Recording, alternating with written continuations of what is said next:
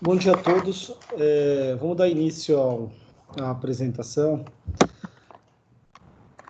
O que a gente preparou hoje para vocês foi a análise, né, das contribuições previdenciárias no âmbito das reclamações trabalhistas.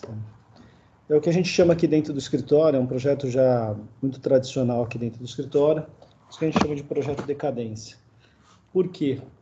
Porque justamente a decadência que vai trazer algumas características, alguns benefícios em relação às contribuições previdenciárias executadas na Justiça do Trabalho. Que é um dado importante, até um dado histórico, né? Um dado estatístico. A maior parte das contribuições previdenciárias, elas são arrecadadas pela União por meio do pagamento espontâneo, ou seja, as pessoas vão lá e pagam no vencimento. Essa é a primeira forma de arrecadação.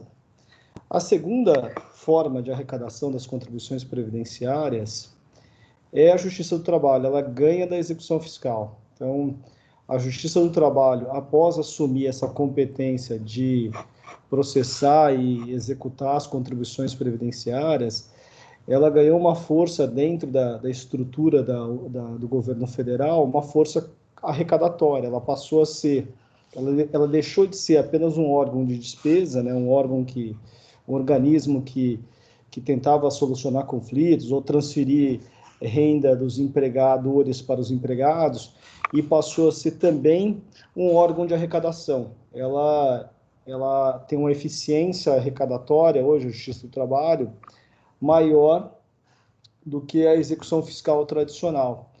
E, enfim, para aqueles que têm um histórico maior, lembram que a Justiça do Trabalho, antigamente, ela era meio desprezada dentro do orçamento da União. Ela tinha prédios feios, lugares feios e assim por diante.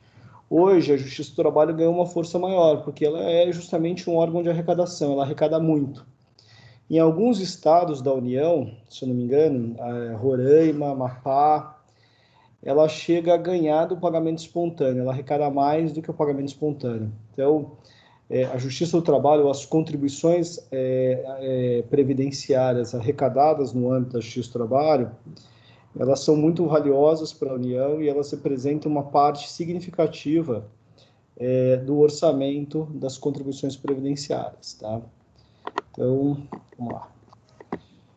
Então, aproximadamente, pelo que a gente avaliou dos históricos dos projetos que a gente já realizou e das contingências que a gente analisou, 15% do valor pago em reclamações trabalhistas são de contribuições previdenciárias. Então, 15% do passivo, passivo trabalhista das companhias, eles são representados por contribuições previdenciárias. É um valor também muito elevado. Tá?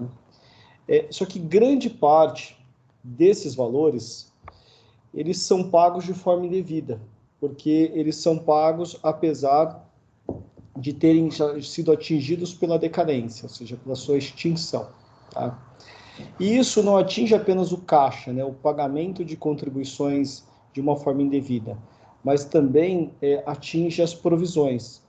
A gente, analisando provisões de algumas companhias, verificou também que parte da provisão era representada por contribuições previdenciárias, enfim, provisão trabalhista, contribuições previdenciárias que estavam decaídas, né, que já tinham sido extintas, mas ainda estavam sendo representadas dentro do passivo das companhias. Tá? Então, esse é um contexto que a gente verificou a partir de algumas operações, alguns dados públicos que a gente analisou. Tá? E qual que é a solução que a gente identificou para isso? É o que a gente chama de projeto decadência, o que a gente vai evoluir daqui para frente. Tá? Então, o que a gente objetiva com essa estratégia? Primeiro objetivo é caixa, e acho que todo mundo está precisando hoje, que é recuperar contribuições previdenciárias pagas de forma indevida. Contribuições previdenciárias que eu paguei no passado, nos últimos 5 anos, certo? E que eu paguei apesar delas estarem decaídas. Então, a primeira missão, o primeiro objetivo é olhar para trás, verificar aquilo que eu paguei de contribuição previdenciária nos meus processos trabalhistas e verificar se aquilo que eu paguei estava correto. Esse é o primeiro objetivo. O segundo objetivo é reduzir passivo trabalhista, reduzir provisão trabalhista. Por quê?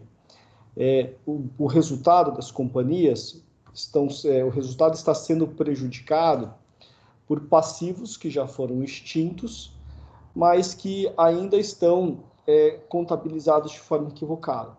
Então, o outro objetivo é analisar os processos ativos, aqueles que ainda não foram liquidados, mas que estão provisionados, e verificar se o valor provisionado é realmente o correto, ou se ele está sendo incrementado por contribuições previdenciárias, a gente viu lá que é algo em torno de 15%, já decaídas.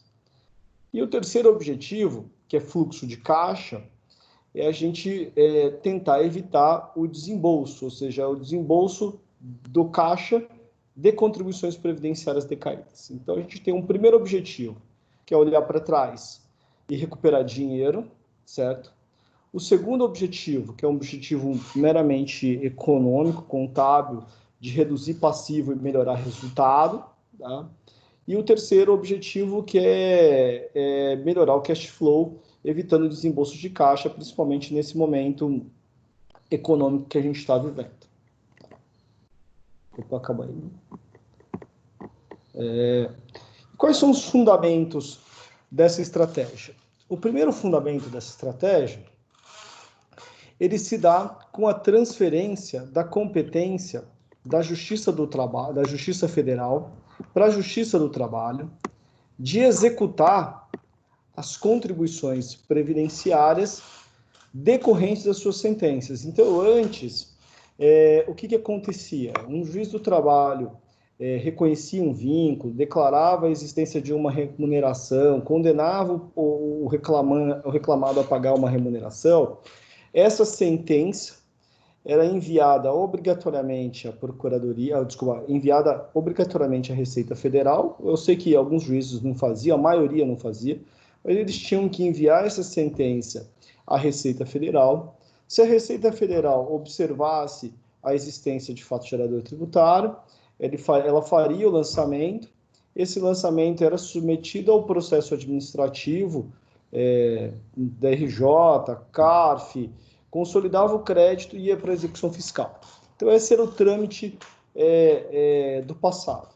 O que houve? Houve um deslocamento de competência. Então, a competência que era da Justiça Federal de executar toda e qualquer contribuição previdenciária, ela foi compartilhada com a Justiça do Trabalho, que passou a ser competente para executar as contribuições previdenciárias decorrentes das suas decisões. Então, ela abocanhou uma competência. E, enfim, isso pareceu, à época, muito pequeno, mas é o que reforçou a Justiça do Trabalho e, como eu disse no histórico inicial, a Justiça do Trabalho passou a ser um órgão, deixou de ser um órgão de despesa e passou a ser um organismo de arrecadação. Tá bom? Então, primeiro fundamento, olha, parte da competência da Justiça Federal passa para a Justiça do Trabalho, que passa a ser competente para fazer a execução de contribuição previdenciária, desde que decorrente das suas sentenças. Essa alteração constitucional, ela não mexeu com a natureza jurídica das contribuições. As contribuições, elas ainda são tributos, sejam as contribuições arrecadadas pela Justiça do Trabalho ou pela Justiça Federal. Então, não houve uma alteração de natureza jurídica. As contribuições previdenciárias, sejam aquelas arrecadadas na Justiça Federal ou as arrecadadas pela Justiça do Trabalho, são contribuições previdenciárias e são tributos. Isso já declarado pelo Supremo Tribunal Federal. Então, o primeiro dado é esse. As contribuições previdenciárias arrecadadas na Justiça do Trabalho são tributos. E, por serem tributos, são submetidos ao Código Tributário Nacional, enfim, e às leis específicas das contribuições previdenciárias. Segundo fundamento, o segundo dado importante para a gente entender a dinâmica do projeto. Quando acontece, ou qual é o prazo decadencial das contribuições previdenciárias? O prazo para a Receita Federal, que é um ato administrativo vinculado, lançar o tributo e constituir o crédito tributário. A Lei 8.212 falava em 10 anos, o Código Tributário em 5 anos. O STF, por meio da súmula vinculante número 8, há muito tempo, declarou a Lei 8.212 inconstitucional, confirmando o prazo de 5 anos. Então, o que isso significa? Que a Receita tem 5 anos, contados do fato gerador, isso é muito importante, contados do fato gerador, ela tem 5 anos para constituir o crédito. Depois, um prazo prescricional de mais 5 anos para executar esse crédito. Tá bom? O que a gente está falando dentro desse projeto? Prazo decadencial. É o prazo de 5 anos, contados do fato gerador, para a Receita constituir o crédito tributário. Esse é o prazo que nos interessa. E esse prazo é de 5 anos. Como é um prazo decadencial e não um prazo prescricional, não existe nenhuma causa suspensiva ou interruptiva de decadência. Então, esse prazo ele flui sem qualquer paralisação. Ocorrido o fato gerador, a Receita teria 5 anos para constituir o crédito tributário. Se não constituiu, decaiu e o eventual tributo deixa de ser exigido. Tá? Qual que é o terceiro elemento para esse projeto? Qual que é o regime de apuração das contribuições previdenciárias? Havia uma discussão se o regime era de caixa, ou seja, o fato gerador da contribuição previdenciária acontecia quando o empregador transferia efetivamente o dinheiro para o empregado, quando houvesse a transferência financeira do dinheiro, né, no regime de caixa, ou o regime de competência, quando essa obrigação deveria ter sido executada. Então, alguns defendiam que o regime das contribuições previdenciárias era um regime de caixa. Então, acontecia o fato gerador quando eu pegava o meu dinheiro e transferia para o empregado. Tá? E outros defendiam que o regime era de competência, que o fato gerador acontecia quando eu deveria ter transferido. E se eu não transferir, mesmo assim, acontecia o fato gerador. Qual que é o entendimento da Receita Federal? Tá? A Receita Federal entende que o regime é de competência. Então, o fato gerador acontece quando a obrigação deveria ter sido cumprida, e não quando ela efetivamente foi cumprida. Então, se eu não paguei o salário para a pessoa, tá? Isso não significa que eu não devo contribuições previdenciárias, porque se houvesse a obrigação de pagar o salário, só isso já seria suficiente para me impor a obrigação de pagar a contribuição previdenciária. Tá?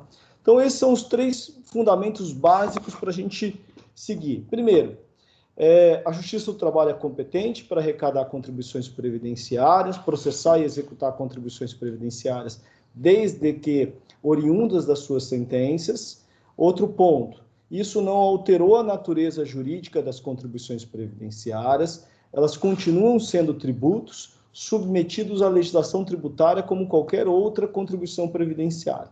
Houve apenas um deslocamento parcial de competência processual.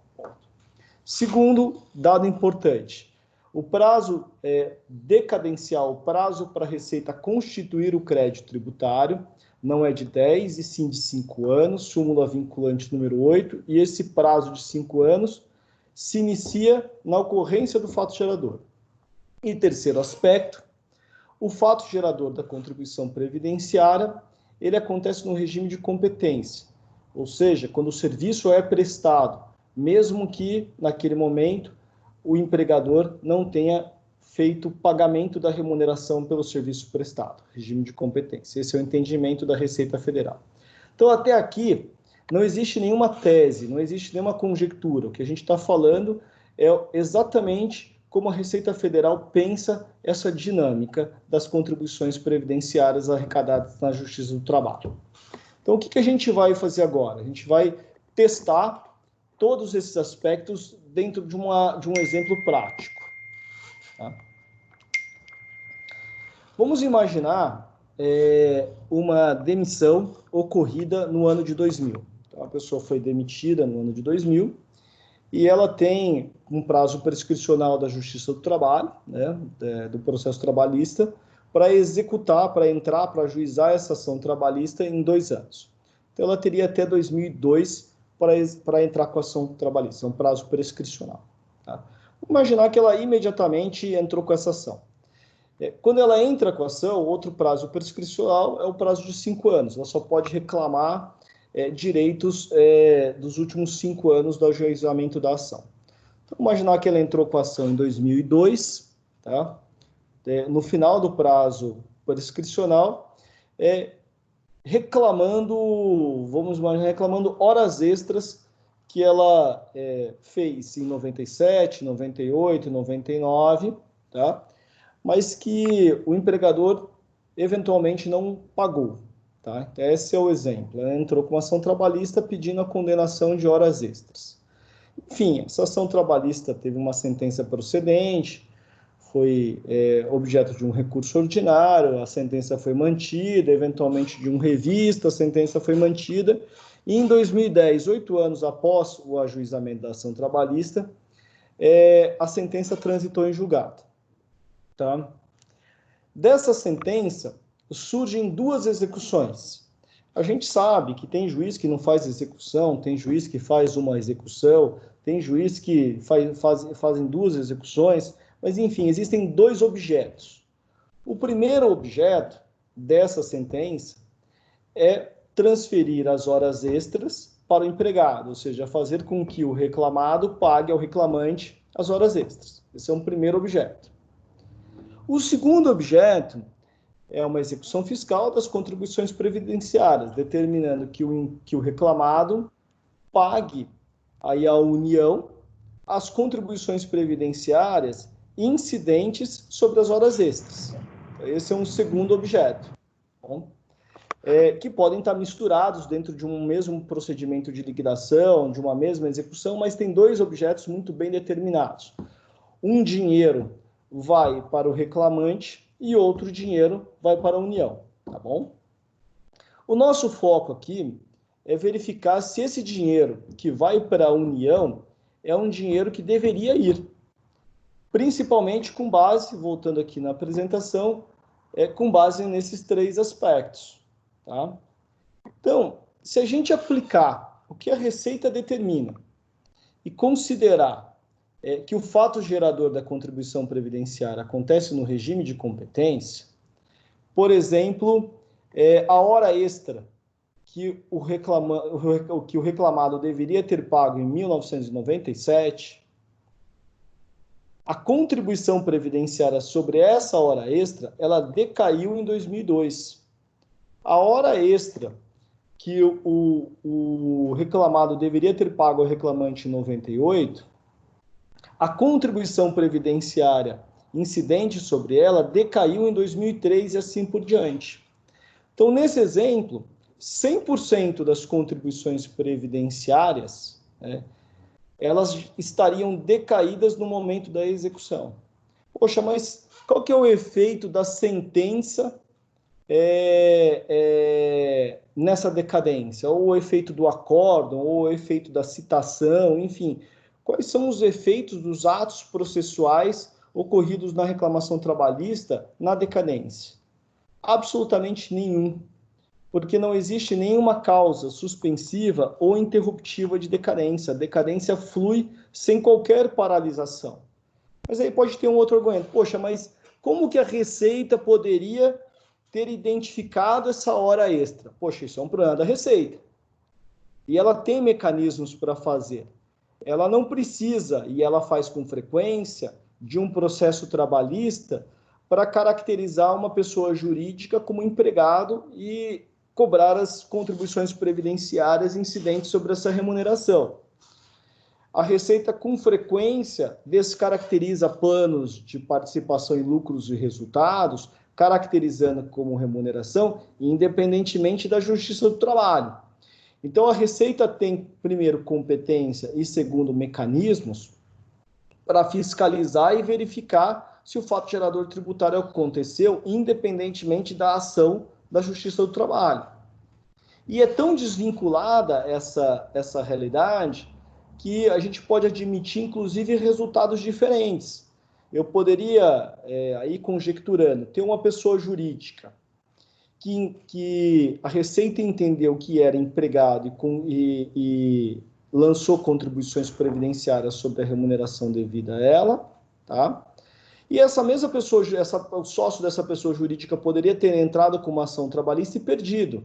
Então, no âmbito trabalhista, a pessoa não seria empregada e no âmbito fiscal ela seria empregada. Então, as realidades não se confundem, tá? Então, o que é importante aqui?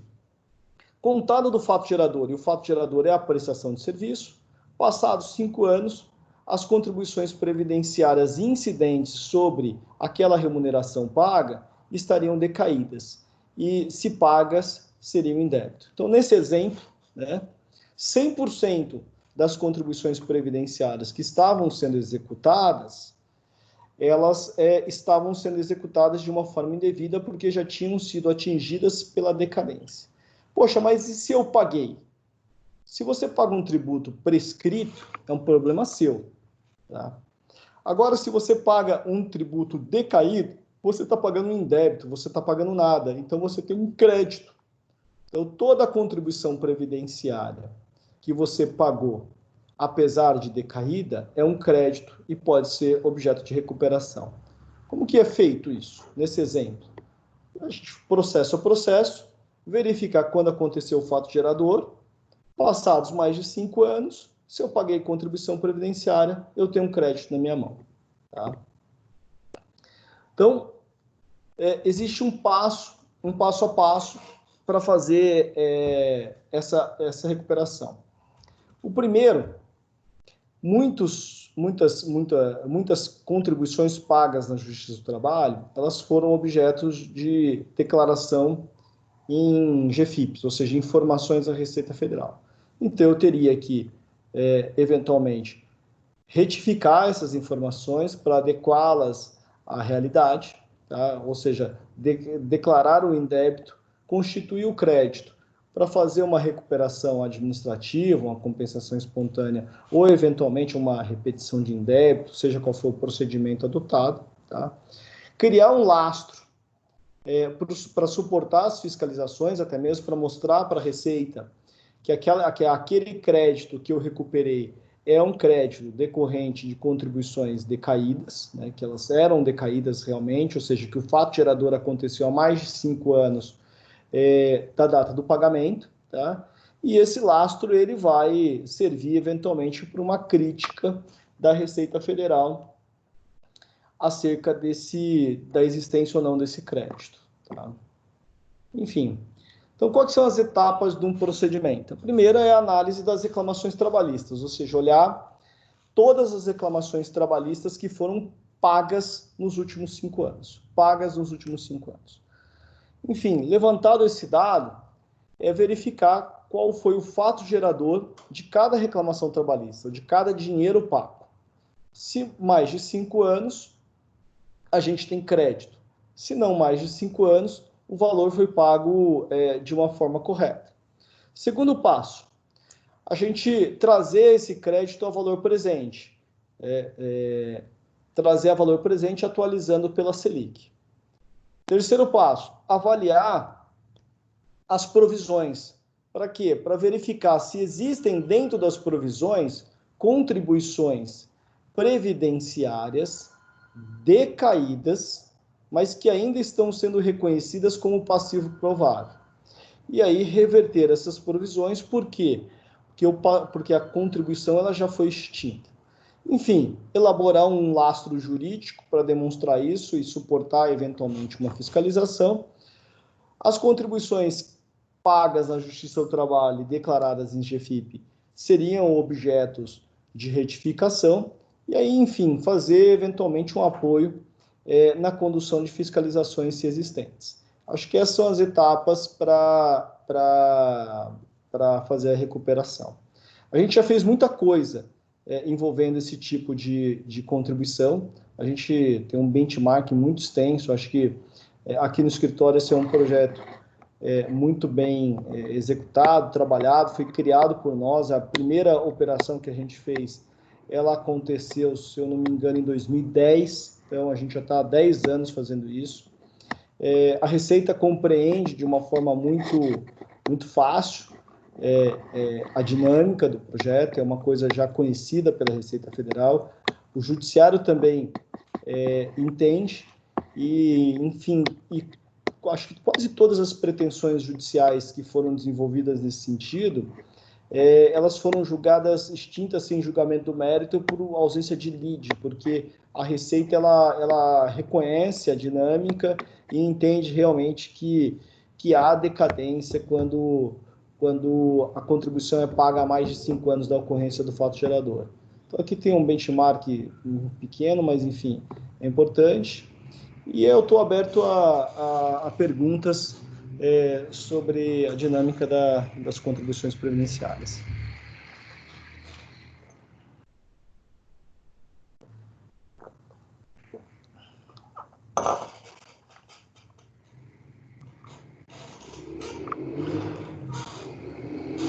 Tá. Olha, eu tenho uma primeira pergunta, uma pergunta assim talvez mais operacional. Porque quando acontece, às vezes, o pagamento, você pode ter duas dinâmicas de pagamento do passivo trabalhista. O primeiro, eu vou e pago a parte do empregado e pago a parte da contribuição previdenciária em guia própria. Essa é a dinâmica mais simples e aí eu consigo identificar com perfeição o meu crédito e ainda lastrear esse crédito para uma compensação futura. Essa é a primeira dinâmica. A segunda dinâmica, eu faço um depósito global de todo o meu passivo na Justiça do Trabalho e a Justiça do Trabalho, ela distribui os dinheiros, né? Distribui os dinheiros. E quando acontece isso, há uma dificuldade maior para a gente operacionalizar. Por quê?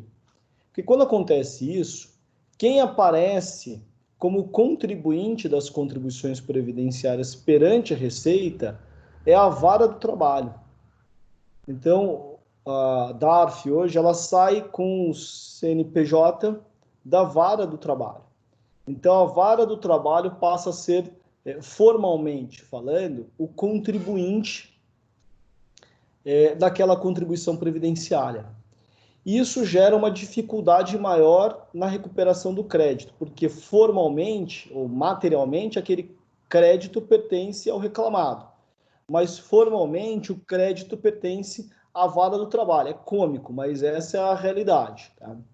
Então, para fazer eventualmente uma compensação espontânea, a gente teria que, antes, fazer um procedimento de retificação de DARF ou GPS, depende do momento, para informar quem é o contribuinte, ou seja, alterar o CNPJ para informar que o contribuinte daquela contribuição não foi a vara do trabalho. A vara do trabalho foi um mero agente de operacionalização, mas sim o reclamado. Então, haveria como fazer, exige um passo anterior, que é a retificação da GPS ou da DARF, mas é um procedimento que gera um passo anterior. Dá para fazer, mas é um procedimento um pouco mais complexo.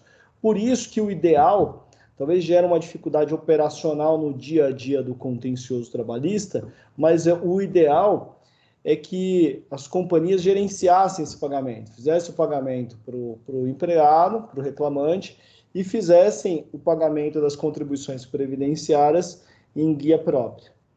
Tá?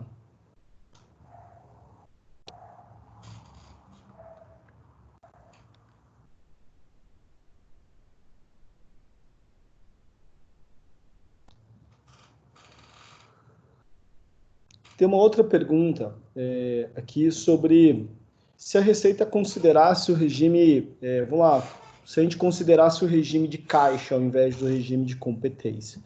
Primeiro, eu não vejo isso como uma opção. Não existe considerar regime de caixa ou considerar regime de competência. O regime é um ou outro, tá?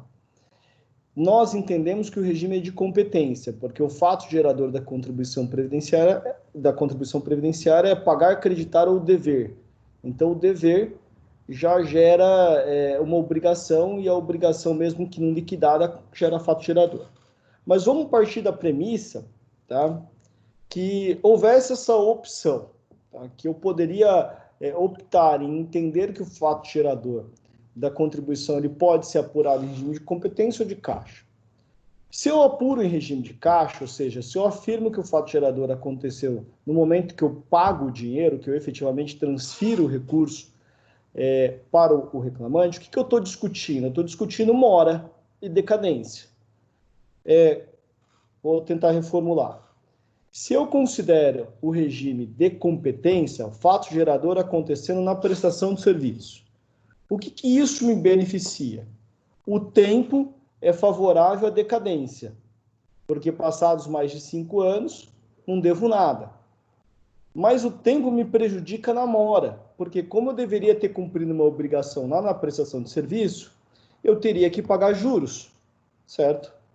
Essa é uma penalidade do tempo. Então, no regime de competência, o tempo me beneficia na decadência, mas me prejudica na mora. No regime de caixa, né, o tempo, ele me prejudica na decadência, porque nunca vai acontecer, certo? Mas ele me beneficia na mora, porque como eu não descumpri nenhuma obrigação, eu não tenho juros nem multa.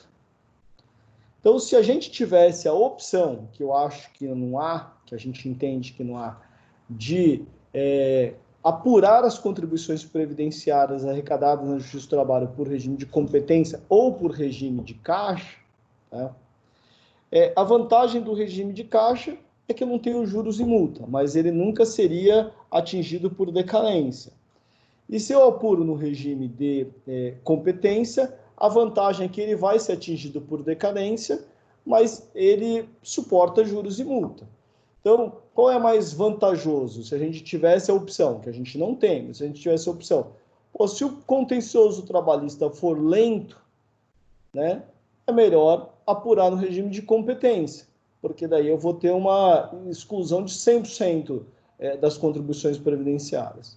Agora, se o contencioso trabalhista for célere, for rápido, seria melhor apurar no regime de caixa, porque eu não teria o benefício da decadência, mas também não suportaria juros e multa decorrente da mora. Então, depende muito do age do processo. Mas eu reitero, tanto a legislação quanto o entendimento da Receita e o entendimento dominante na jurisprudência é que o regime é de competência. Então, qualquer intenção, alegação que o regime é de caixa é tese. Aí a gente está no âmbito de conjectura, aí a gente não está no âmbito de certeza. O que a gente tem como certo hoje, no âmbito administrativo, que é o regime de competência, e essa estrutura do regime de competência cria a possibilidade enfim, de exonerar 100% do crédito a partir da operação de decadência. Tá?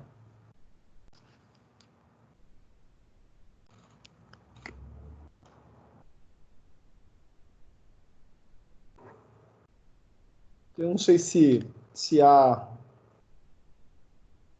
Calma aí, está chegando mais perguntas. Calma aí um momento.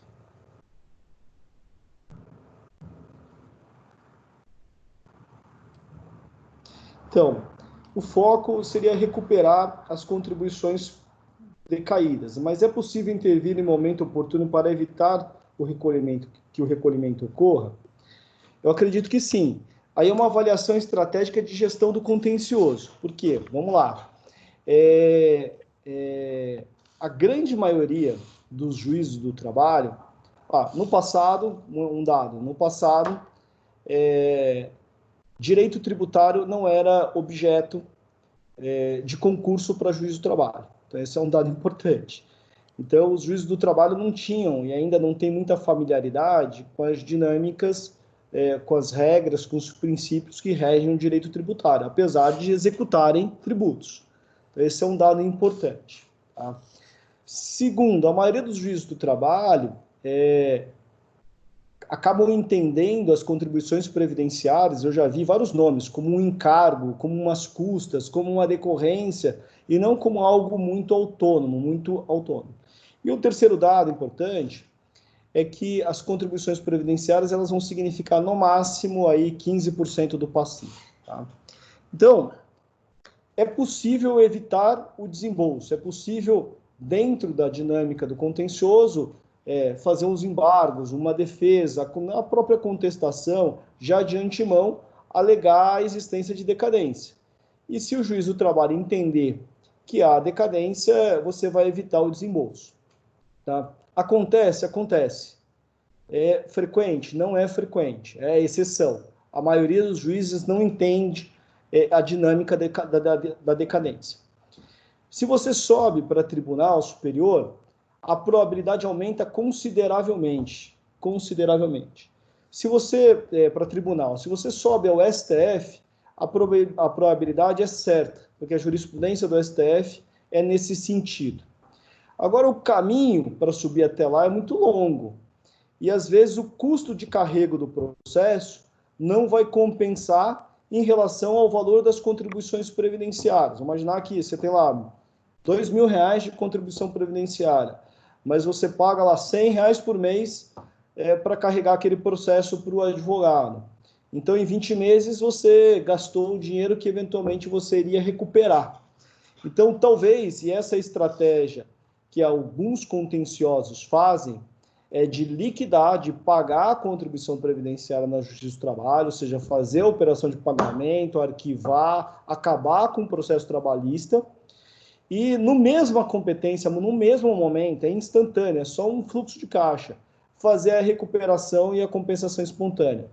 Então, dependendo, faz mais sentido, aí, de gestão do contencioso, adotar essa estratégia do que tentar evitar o pagamento das contribuições previdenciárias dentro do contencioso de uma forma tradicional. Tá?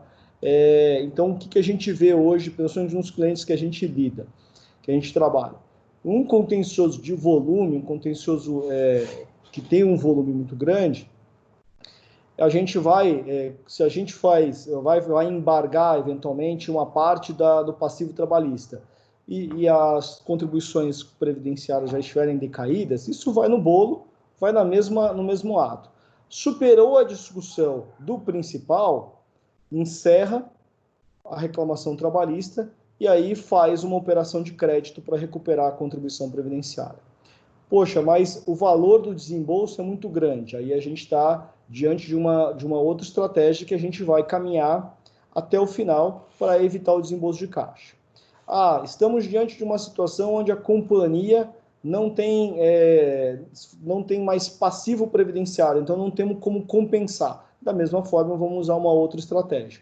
Mas existe a possibilidade de eu evitar o desembolso de caixa, de eu mostrar para o juiz do trabalho que aquela contribuição está decaída e, por conta disso, não precisa ser paga.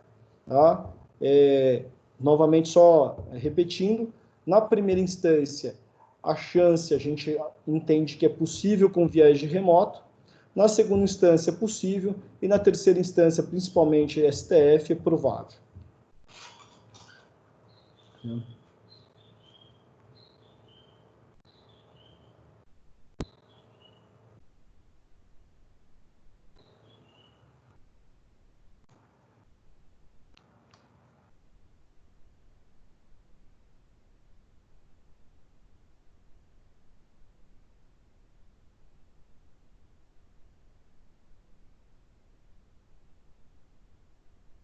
Pessoal, então, diante da... Acho que a gente não tem mais nenhuma pergunta, não sei se alguém quer se manifestar.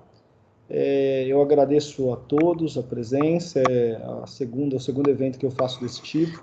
Para mim é muito difícil não interagir com as pessoas, mas, enfim, acho que foi um bom evento. A gente está trabalhando aqui no escritório para identificar oportunidades nesse momento, seja oportunidades para recuperar dinheiro, seja oportunidades para evitar desembolso de dinheiro. Acho que todo mundo está procurando alguma saída para enfrentar essa crise, e esse é o nosso desafio.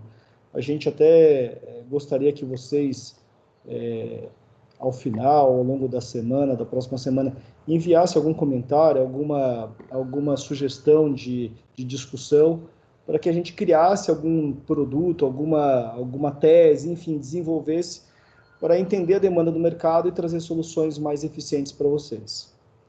Tá bom? Eu agradeço e, enfim, um bom feriado para quem está em São Paulo e um bom final de semana a partir da semana que vem. Abraço, até mais.